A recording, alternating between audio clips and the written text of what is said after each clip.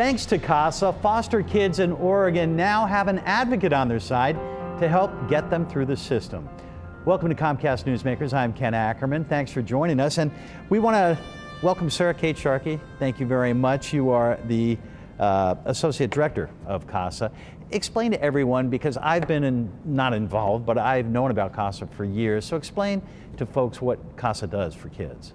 CASA stands for Court Appointed Special Advocates, and we recruit and train exceptional community volunteers to be the voice for abused and neglected children in the court and out of the court. A CASA volunteer stands alongside a child for the 2, 3, sometimes 4 or 5 years that they're in foster care, and makes sure that their story is heard, that their best interests are taken into account every time the judge is making decisions about that child's future. I have the utmost respect for these people, because a lot of people don't think they have it within themselves to do this. Yeah. Yet with your training, they find out that they do. We have about a 4-year retention rate for our CASA volunteers, which is an average of 2 cases. We have volunteers who have been with us for 15 years. We have amazing people coming in our doors to do this. And you don't have to have a law background. That's right. We provide 40 hours of training up front. All you have to do is be able to give a 2-year commitment of 10 to 15 hours a month and want to change the life of a child. Now, in that training, what are they going to learn? All kinds of things about the backgrounds of the children that they're going to be advocating for, why kids come into foster care, how to interview all of the people involved in that child's life, which is a lot of what a CASA volunteer does, how to write a great court report to be able to tell the judge what's in this child's best interests. How can you teach someone not to be frustrated with a system that is really broken?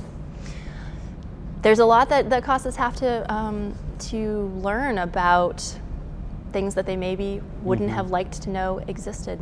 Child abuse is a reality.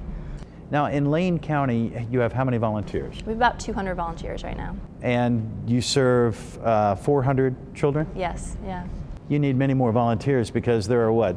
There's almost 700, double. Yeah, 700. 700 kids need our help right now, and we are actively recruiting more volunteers, because we are not going to rest until we've served every kid, and we're on a trajectory to be able to do that in the next couple of years. You have a plan. Now tell me about that plan. We are training and supporting seasoned CASA volunteers to coach other volunteers. And we've always had to have enough staff people to support the volunteers that we bring on, because it's a tough job. We don't just want to train them and say, good luck with that, see you later. So now we're able to expand the number of volunteers that we can support by having other volunteers support them.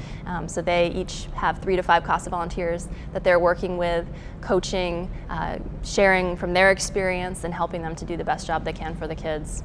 What are some of the hurdles that you have to help a prospective volunteer get over? I've got a full-time job, things like that. What do you hear from these people? Most commonly, people say, I would get too emotionally involved with these kids. I couldn't handle learning about what's happened to these children's lives. And I say to them, if you didn't feel that way, we wouldn't want you as a CASA volunteer. You wouldn't make a good volunteer if you didn't feel passionate about what's going on with these kids. We also hear a lot, I'll do that when I retire, when I have enough time in my life.